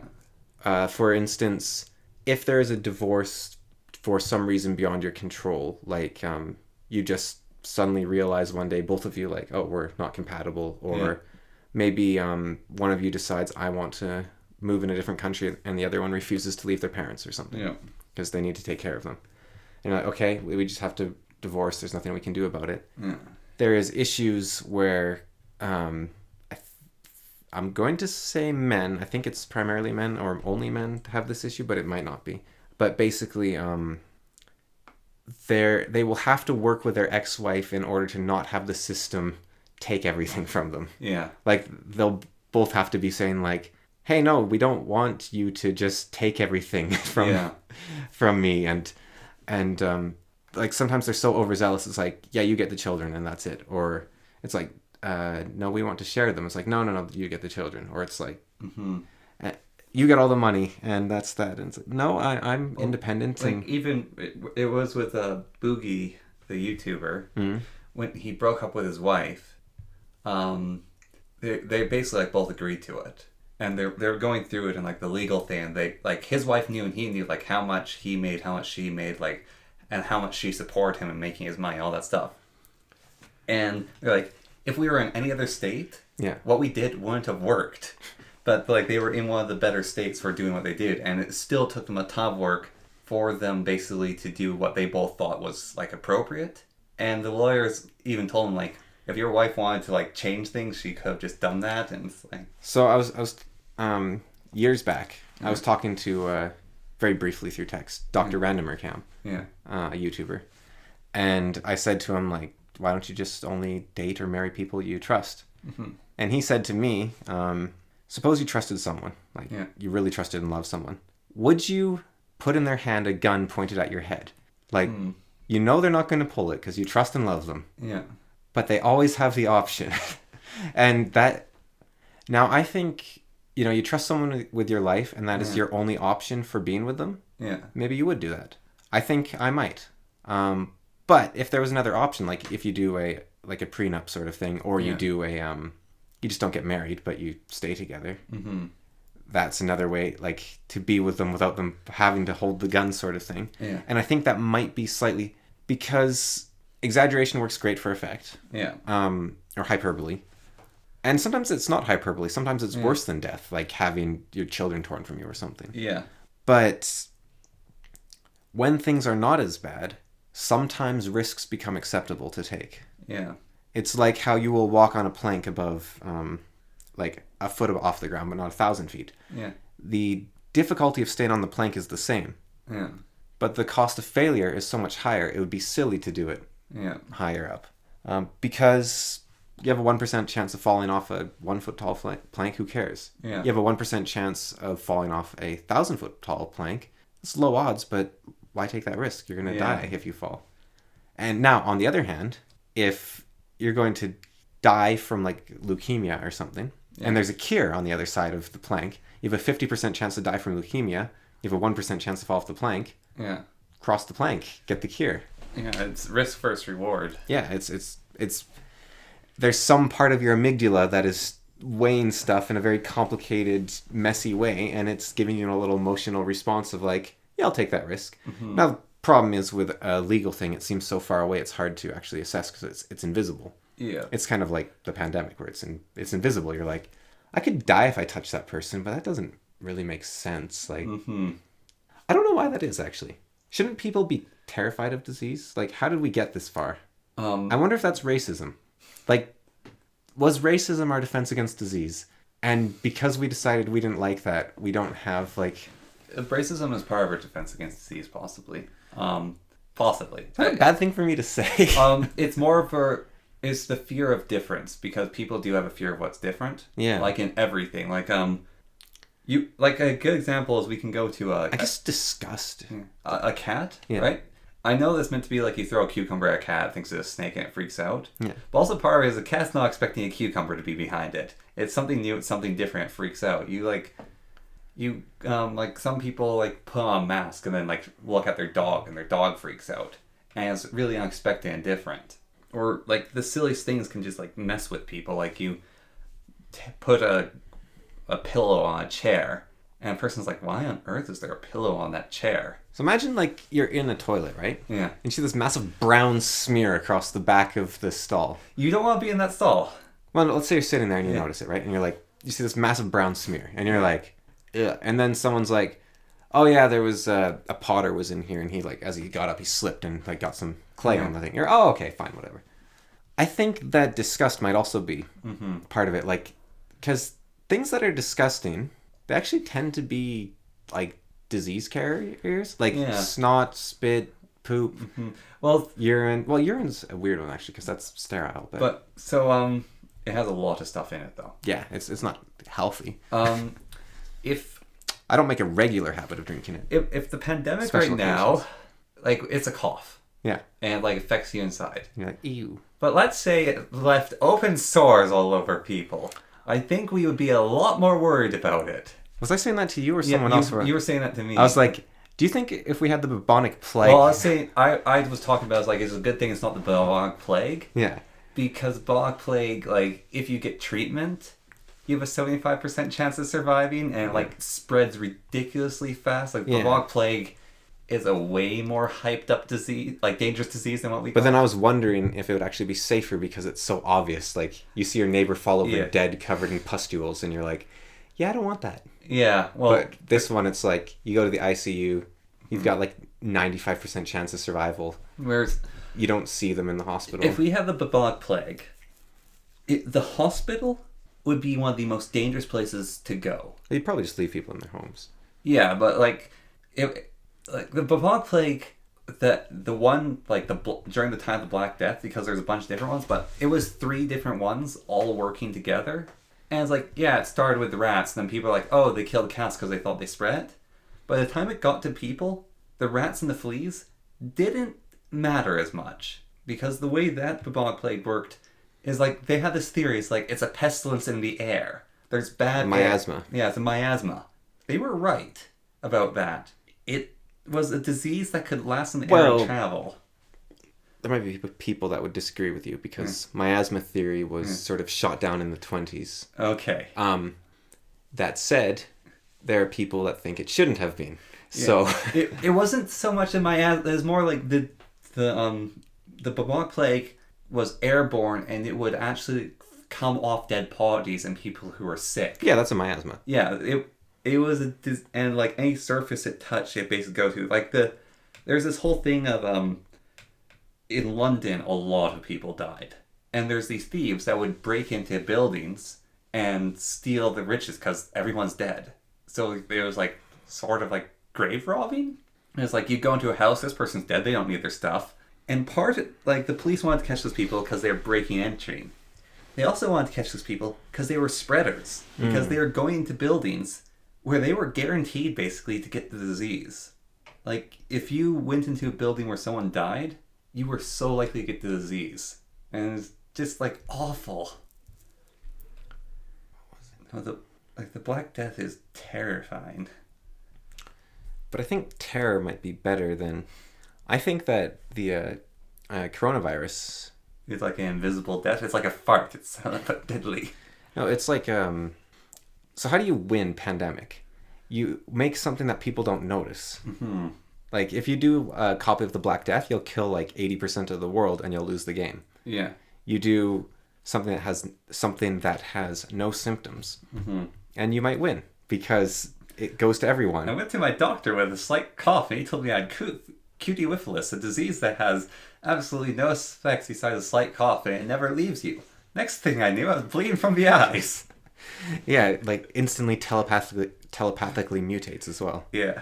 Which is a little weird for a pandemic. Well, so I was hearing the stats on this is the Canada Health stats, and so like the death rate was like I was a little surprised by it, But then it's like 1 in 10 people have long-term severe symptoms. Yikes.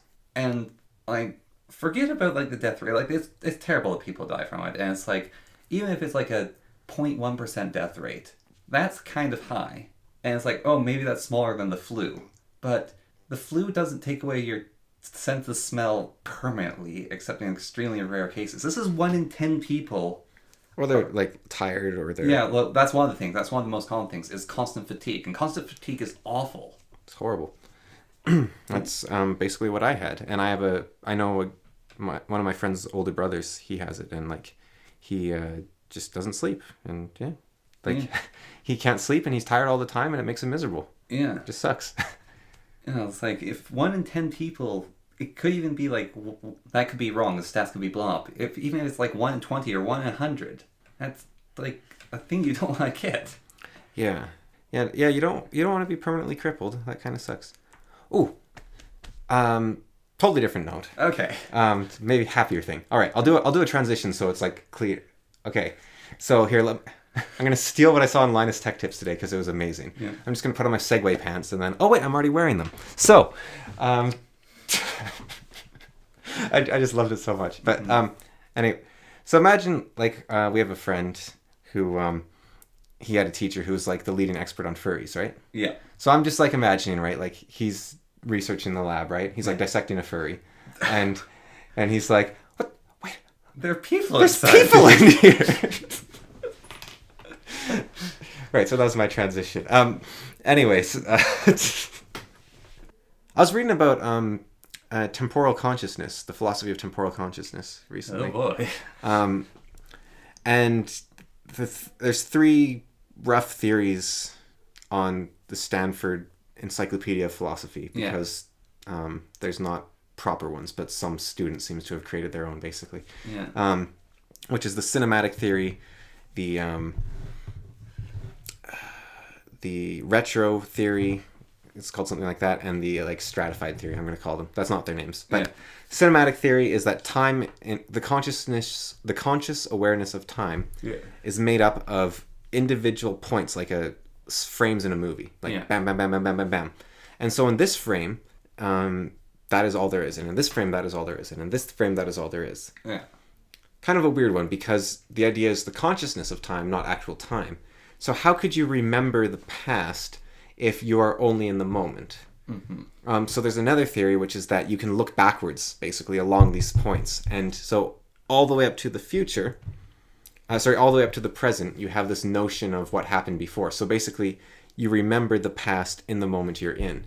And then you remember a new past in the next moment. So it's like each frame in a movie can look back on it to the past of itself. Yeah. And so in that case, you're not just playing out a movie, you're actually making decisions based on what you see in the previous frame, but you can't see the frame ahead of you. Yeah. And then the other theory is much more wibbly wobbly, which is that you can there is a fuzzy conscious awareness around a point which you might call the present, which extends into the future and into the past, and that is the domain in which your thinking takes place.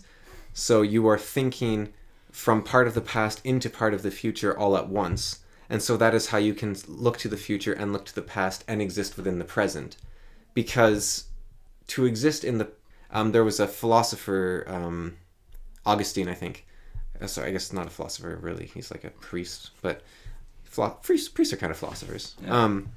I think it was him who was saying, there is no future, there is no past, there's only 3 presents. There is the present where I remember the past, there's a present where I look at the future, and there's the present where I'm in the present. And he's like, but then how can I move from one to the next? And my takeaway from not really being able to understand it too much is what? Well, why I was looking it up is because I was wondering if consciousness exists outside of time or not, and if anyone had any thoughts on that. And I couldn't find it. This was a different theory. But let's say time stopped, right? Yep. Okay, so you shoot an arrow. Yep. Time stops. Time unstops.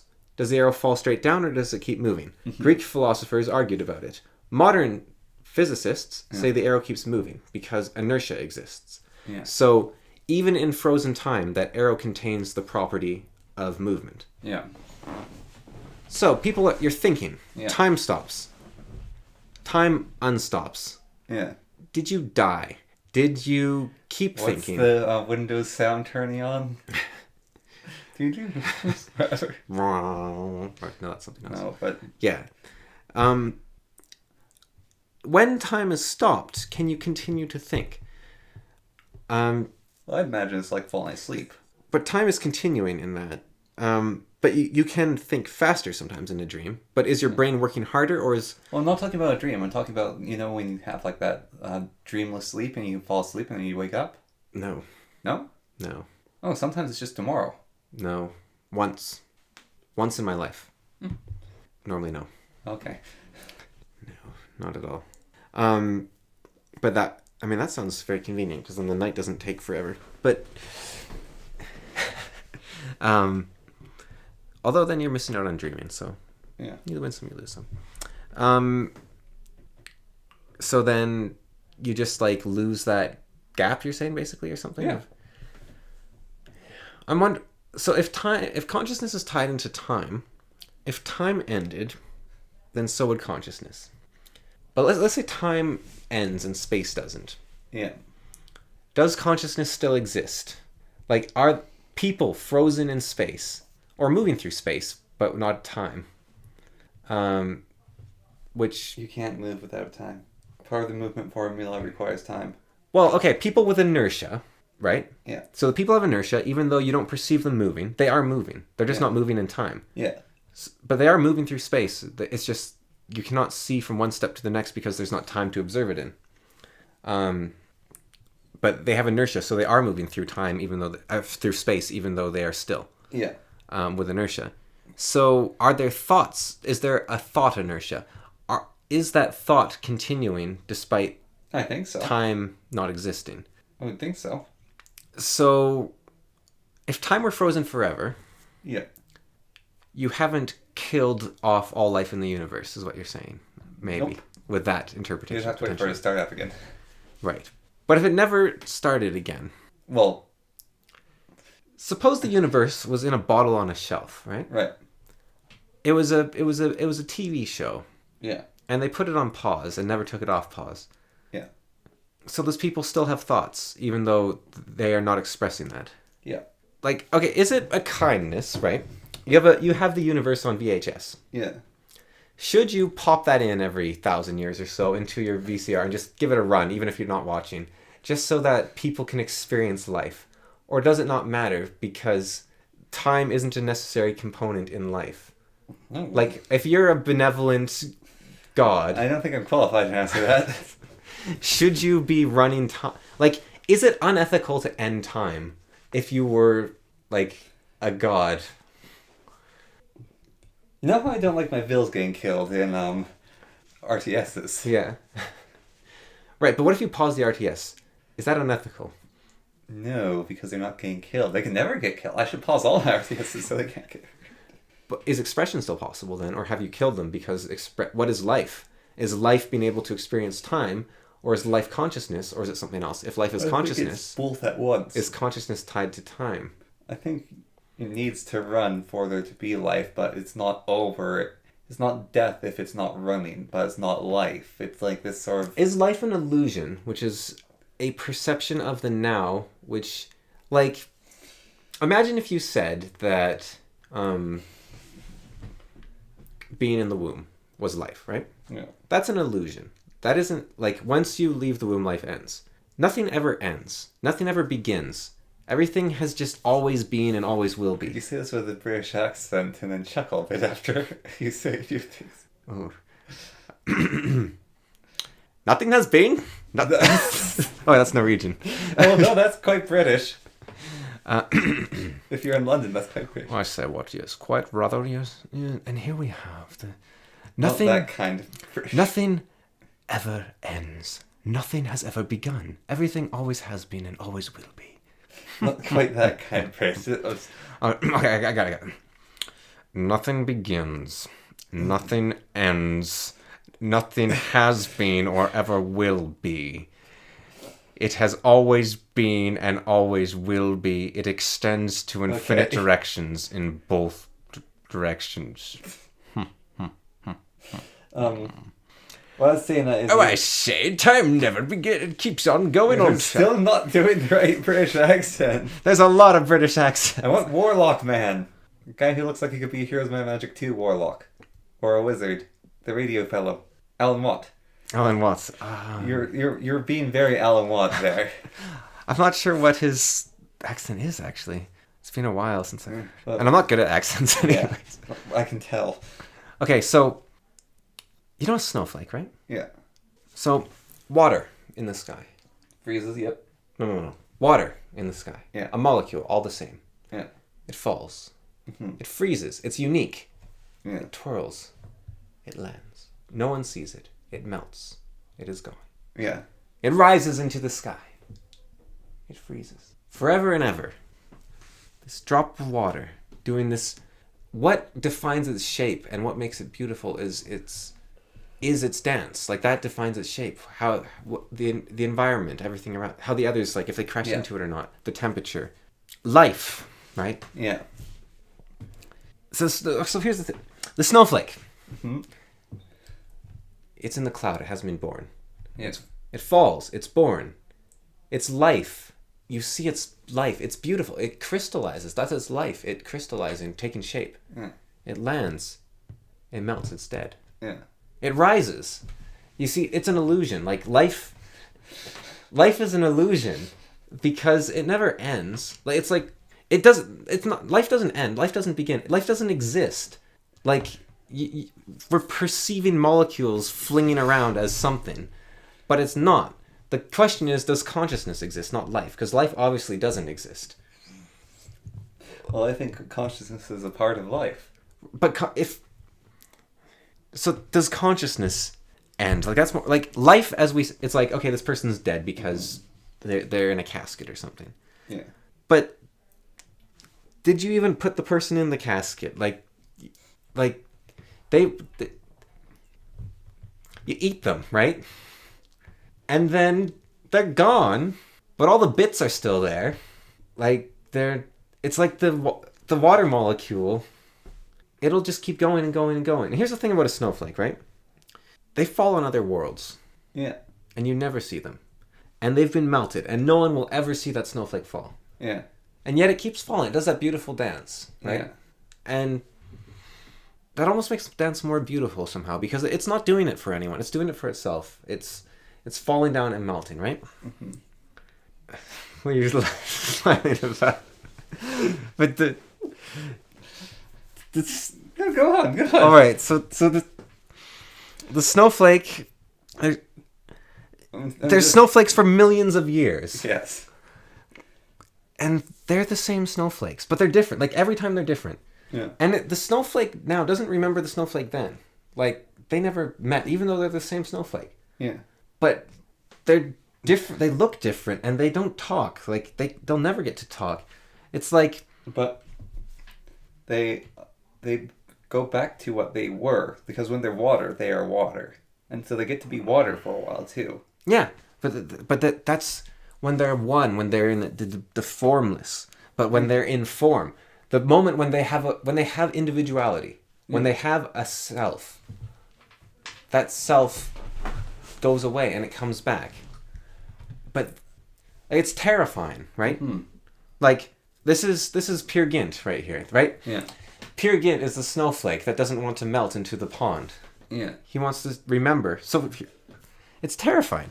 But how the snowflakes fell shaped the water, and how the water flows shapes the land, and how the land is carved by the water shapes how the water evaporates. And so the snowflake will never know itself, but it did affect itself. Like, it existed.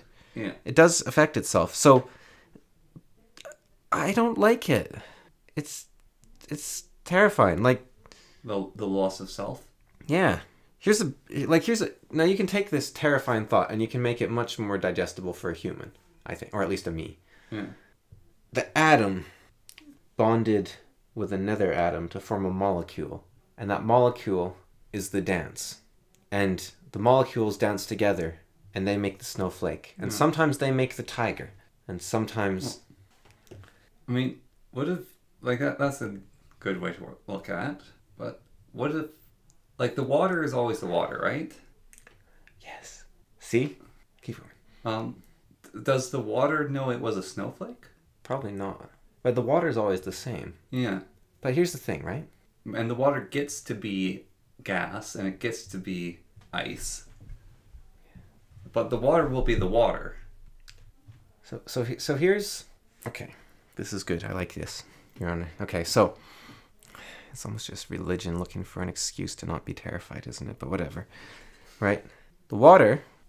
Snowflake. Water, snowflake, water, snowflake. Except it's water, water, snowflake, water, water, snowflake. Because the water has to go up first. Yeah. There's two waters. But they touch. Yeah. This is what I said before. The human gets high, like as in enlightenment, right? Yeah. And they sprinkle themselves out into the universe, right? And that's their imagination, their creations. They live, they dance, they twirl, they're unique. Nobody ever sees them. They're there. Thoughts. Yeah. Your thoughts are the snowflakes raining down. Yeah. And they melt, right? Yeah. Back into the human. And then the thoughts don't know each other. No. The thoughts never know the thought they were... Like the neuron that made this thought, it doesn't know it was also the neuron that made this thought. Mm-hmm. And the neuron that made this thought never talks to the neuron that made the thought like 10,000 thoughts ago. Yeah. Like they don't say like the thoughts. Imagine every thought you ever had, right? Yeah. Has a self of consciousness and doesn't want to be destroyed, and then it's gone, and then it's gone, and then it's gone. Like every thought is just like blasting out of existence, terrified, dying into the night, never to like. It just loses everything. It's bleak, eternal nothingness, right? That doesn't make any sense. Yeah. To the thought, because the thought doesn't care, because the thought doesn't have some sort of predisposition to stay alive, and it's not gone because it is held by you. The thought's imaginary. Yeah. And the universe is God playing hide and seek with himself. Like, I stand by what I said before, that we are imaginary characters. Like, that was like 2 episodes ago or something, but like... No, a lot more than that, but... It was like 2 or 3, but you know how I was talking about like Lord Glove having thoughts and like it's sort of similar to the time. Like is it ethical for me to ever stop writing about Lord Glove? Because then he never keeps thinking. Like he loses all his thoughts. He's frozen in time. But it's like circles within circles, right? Like he writes a book and that character's like wee, and then I write him, and then who writes me, and then okay, so. You wrote Lord Glove, right? Yeah. And you can write him again, maybe not, right? And then you think about him every once in a while. And so that thought is also Lord Glove living, right? Yeah. And our mom's read the book. Every once in a while she'll like, Lord Glove. Thought about him. He lives again. And like a cloud stealing another cloud snowflake? And then I think about him. And then like 1,000 years from now, some person, right? Yeah. It's like... thinks about... is the last person to ever think about him. Okay, but Lord Glove, right? Like, the things Lord Glove did, right? That slightly affected me, okay? And that effect might cause me to have something happen, or I might write a story. And then that story might inspire someone else to write a story. Yeah, the water washes a path through the dirt. Yeah, it's creating a thing, But the snowflake never knows it was the water that... Yeah. Like, okay, imagine reincarnation, right? Unless you're going more. No. I'm just working on your thoughts. Okay. Like if you have more now. Okay. Like reincarnation without memory. Yeah. What is that? Is that pointless? Like. Well, I have a huge problem. But the snowflake dances, right? Like it doesn't need anyone to see it. That's beautiful. Greek mythology, right? So when you go to the Hades or Hell, whatever it's called, Underworld, that's it. And the fields of whatever, what are they called? Anyways, from descriptions that I've read about, it's basically a bunch of people standing in these great big fields underground, and you lose all memory of who you were. This is Greek mythology. Now, if you are a particularly good person, you go to the nice place in the underworld. But Elysium. However, in Elysium, You can choose to be reincarnated. Yeah, but you also your memories can be washed away. So your pain is washed away, and the things of old life you no longer hold on to. Leth, I think. It's called the river of memories. Yeah, and most people in Elysium, the Greeks thought that most people who went to Elysium would wash away basically their old life. But you can get reincarnated in Elysium, and if you do that enough, you can go to the special island in Elysium. Are we? Sorry, I'll say it after. So the Greeks had the idea, though, that basically when you die and go to the underworld, you lose all memory of your old life. However, one group of people got to keep their memory, and those are the people who went to Tartarus. Those are the people who got punished in hell, and they kept their memory so they could know why they're being punished for eternity. And so that's like the Greeks' thought on memory and death, though. It's like, to them it was almost like a good thing to wash away the old life. Do you think we're like spoiled brats these days? Like, how rough was ancient Greek life? That heaven, that Circe was like, your memories will be taken from you. Like, and that is very interesting. What does that mean? Like, so the Greeks didn't tie their memory to their soul. No. Whereas... your consciousness wasn't even tied to your soul with that. Well, I wonder if consciousness would exist. Like, did the Greeks have consciousness? Like, or were they like your soul? Well, I think I believe the Greeks had the concept of mind, body, and soul. Okay, so I think I've got this, right? Yeah. So when I used to play Heroes of Might and Magic 2, after I beat a game, I would save on the penultimate turn before the game ended. Yeah. So that I would always have the heroes and their armies as they were in the positions they were on the map. Yeah. Because I wanted to be able to... I didn't want to lose that game, that story. Yeah. When we changed computers, we didn't know how to transfer memory files. And we lost all my save files. But Heroes of Might and Magic 2 never went away. Mm-hmm. So what if Heroes of Might and Magic... Right, so the body is the computer. Yeah. Heroes of Might and Magic 2 is the soul. Yeah. And the save file is the consciousness. Yeah. Or no, not the consciousness. It's the memories. Let's have memories, soul, and body. Yeah. In that case, losing the save files doesn't actually affect the game. Yeah. And the game can generate more new things if you, like, especially if you give that I am the player, whatever that means, I am a god, or I am also part of the soul. Yeah. The new games will be more wondrous than the previous games. And on top of that, there'll be the body can only hold so many save files. So, going back to the snowflake, right? Yeah. So, it goes up, right? Comes down, turns the water, carves the land. Is the snowflake not... What if like the snowflake's also the land that it carved? I'm sorry, I'm not good with metaphysical ideas. Could you... I don't like these weird analogy things. Could you explain your weird idea? Okay. You weirdo. So the snowflake... So the water and the land are one, but they affect each other. Yeah, that goes to your idea, though, of like the going down to the molecule and like it's spinning down. Like it's all a part of the thing. Well, that's like the snowflake dances. Right? So what you're concerned with is you see yourself right now as you are as a snowflake coming down and dancing, and you're afraid of that dance ending and never remembering it, and it never existing to anything else besides when it happened. Which you can see by me having my save files from a video game that I beat. Yeah.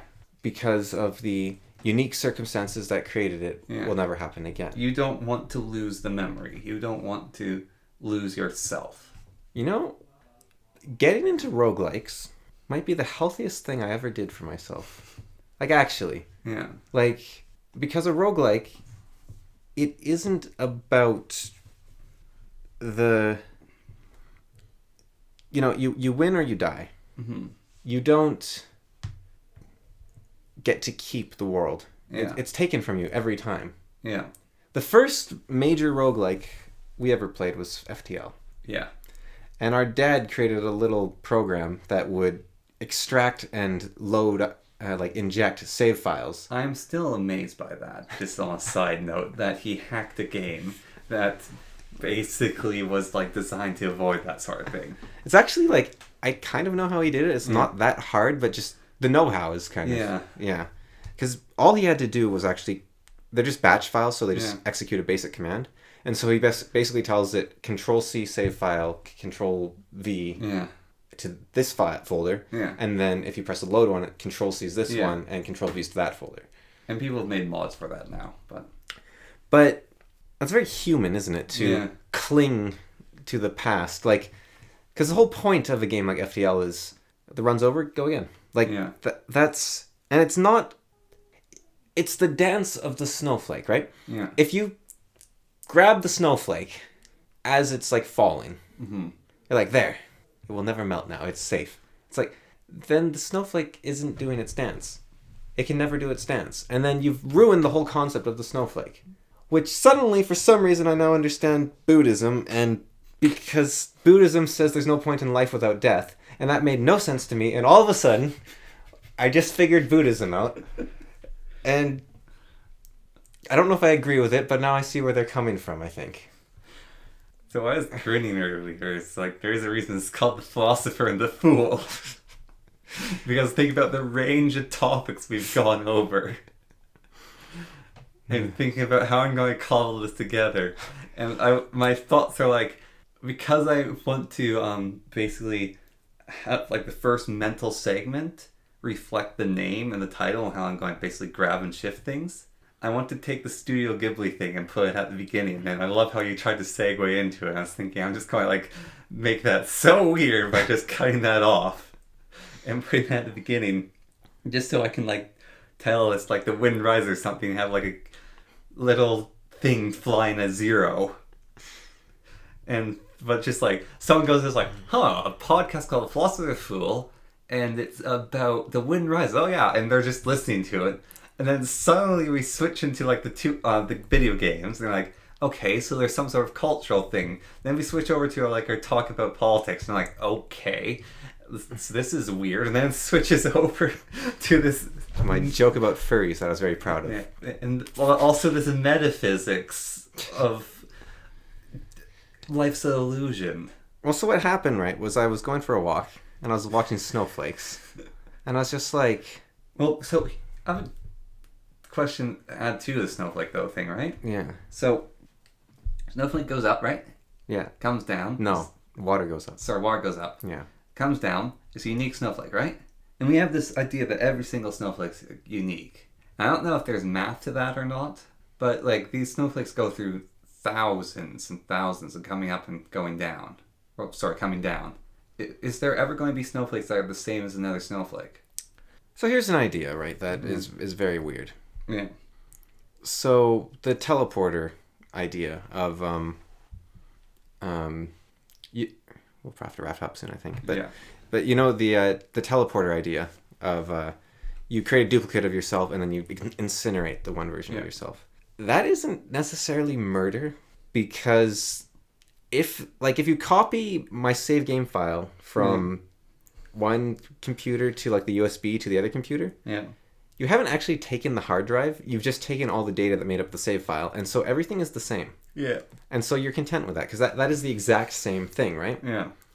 And unless we can prove consciousness to some degree is independent from molecular structure, then your thoughts in the order and the way your body is organized, there isn't a difference between you being here and you being there. Okay. But this ties in still.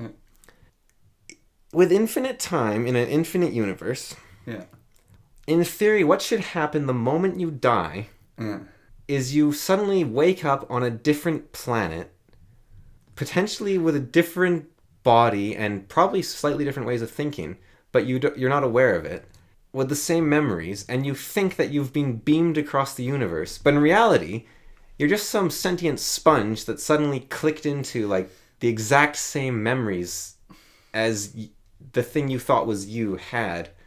And So if consciousness is just the flow of identical information, then yeah, you should like. But okay, so we have these teleporters, right? Yeah. Creates a new you, disintegrates the old one. But if they just sit there disintegrating the old one, they never did.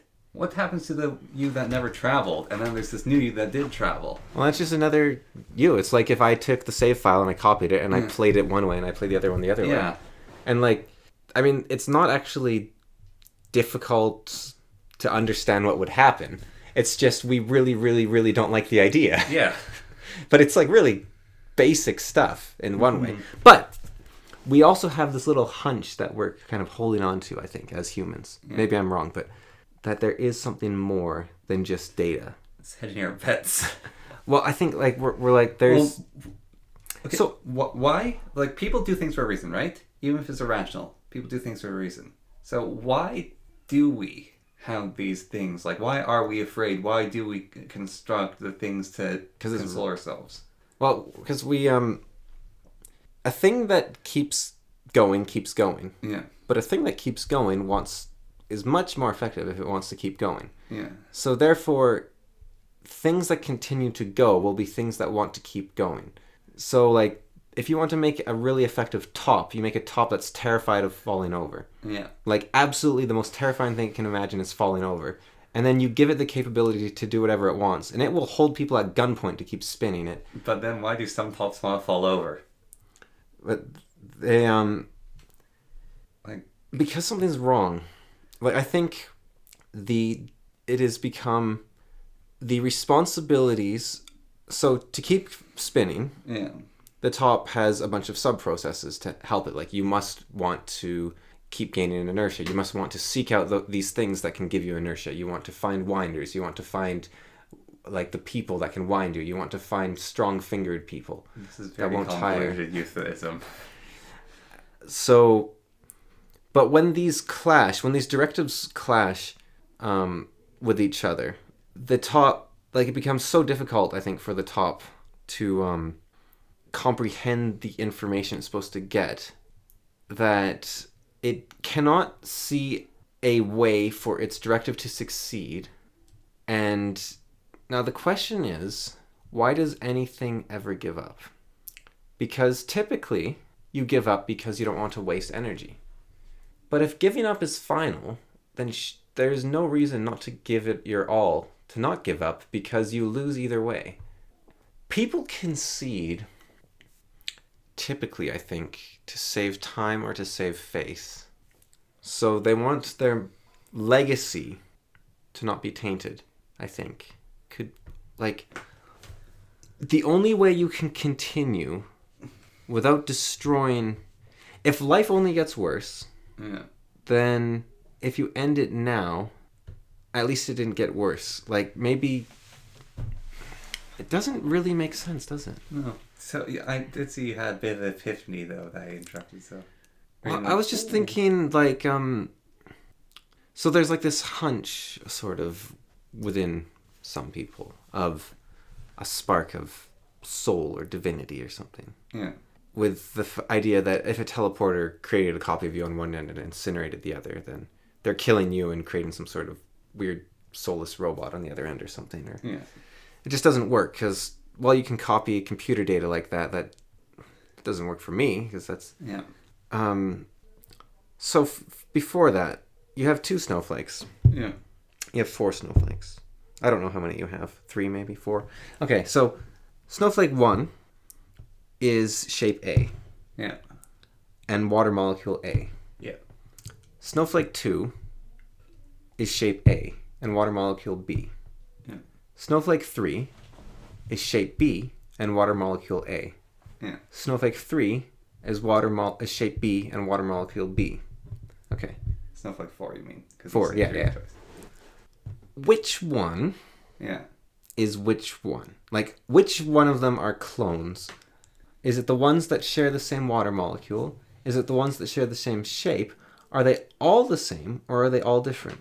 I think they're all the same, will all be different. And I think that, like, I've said it before with like Gödel Bach, but there are truths that cannot be expressed, and there are things that cannot be known. That's my statement of they're all the same while being different. Yeah, I think I agree that logic might not succeed in explaining. You might be creating life with a teleporter while still containing a soul in both. Yeah. Or if they're all just thoughts, like this makes it doesn't make sense. It makes sense to a human, but it doesn't make sense to the universe. But if we're all just imaginary, if we're all just thoughts, if we're all just holograms, illusions, then we don't need to have rules.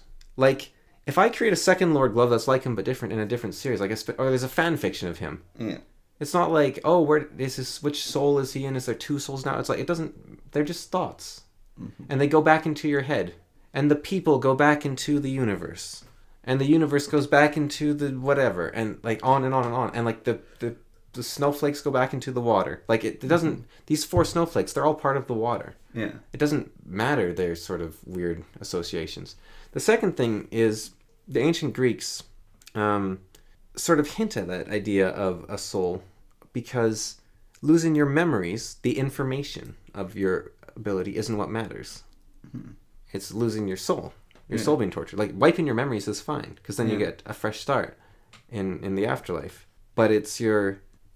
So they're saying that the teleporter would kill you, because the thing that has all the same information as you, that's not your...